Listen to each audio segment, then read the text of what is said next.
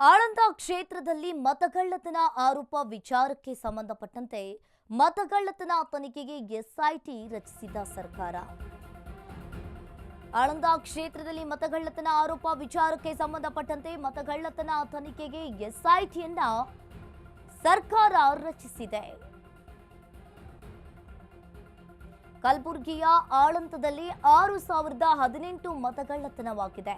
BK Singh ನೇತೃತ್ವದಲ್ಲಿ SIT ರಚನೆ.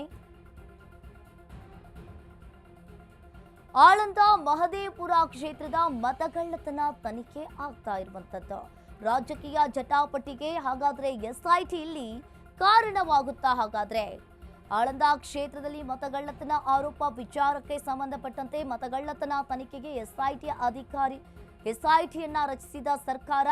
ಈಗಾಗಲೇ ರಾಹುಲ್ ಗಾಂಧಿ ಅವರು ಮತಗಳ್ಳತನದ ಬಗ್ಗೆ ಮಾತನಾಡಿದ್ರು. ಕಲಬುರಗಿಯ ಆಳಂದದಲ್ಲಿ 6018 ಮತಗಳ್ಳತನವಾಗಿದೆ. ಆಳಂದ ಮಹದೇವಪುರ ಕ್ಷೇತ್ರದ ಮತಗಳ್ಳತನ ತನಿಖೆ.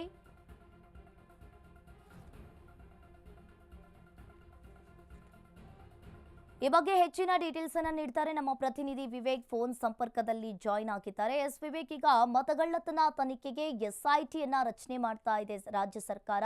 ಹಾಗೆ ಕಲಬುರಗಿಯ ಆಳಂದದಲ್ಲಿ 6018 ಮತಗಳ್ಳತನವಾಗಿದೆ. ಏನಿದೆ ಇದ್ರ ಬಗ್ಗೆ ಹೆಚ್ಚಿನ ಡೀಟೇಲ್ಸ್?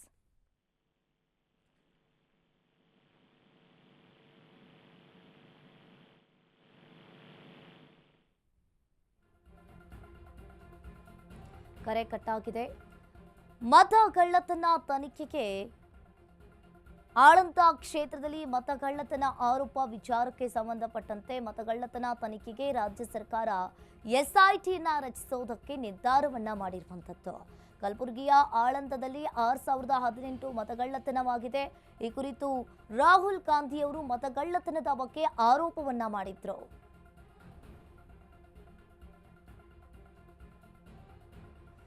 ಇನ್ನು ಒಂದು ರೀತಿಯಾಗಿ ಇಲ್ಲಿ ಮತಗಳ್ಳತನದ ಬಗ್ಗೆ ರಾಹುಲ್ ಗಾಂಧಿ ಅವರು ಕರ್ನಾಟಕದ ಆಳಂದದ ಬಗ್ಗೆ ಮಾತನಾಡಿದ್ರು.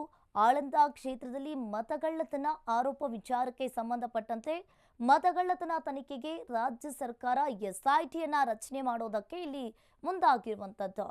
ಕಲಬುರಗಿಯ ಆಳಂದದಲ್ಲಿ ಕಳೆದ ಬಾರಿ ಎಲೆಕ್ಷನ್ ನಲ್ಲಿ 6018 ಮತಗಳ್ಳತನವಾಗಿದೆ. ಆಳಂದ ಮಹದೇವಪುರ ಕ್ಷೇತ್ರದ ಮತಗಳ್ಳತನ ತನಿಖೆಯಾಗಬೇಕು. ರಾಜಕೀಯ ಜಟಾಪಟಿಗೆ ಇಲ್ಲಿ ಎಸ್ಐಟಿ ಕಾರಣವಾಗುತ್ತಾ ಹಾಗಾದ್ರೆ ಅನ್ನೋ ಪ್ರಶ್ನೆ ಎದ್ದಿದೆ. ಆಳಂದ ಕ್ಷೇತ್ರದಲ್ಲಿ